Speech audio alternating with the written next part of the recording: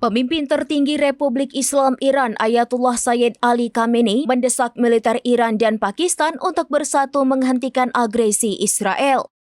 Beliau juga menekankan pentingnya upaya bersama yang efektif untuk mencapai tujuan tersebut. Desakan ini disampaikan Khamenei saat pertemuannya dengan Perdana Menteri Pakistan Shehbaz Sharif pada Senin 26 Mei 2025.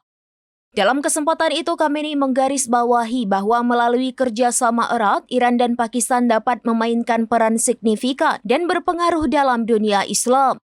Keduanya diharapkan dapat membantu mengarahkan kembali penyelesaian masalah Palestina yang saat ini dinilai berada pada jalur yang salah. Khamenei mengungkapkan rasa optimisme terhadap masa depan dunia Islam dengan banyak perkembangan yang memperkuat pandangan tersebut.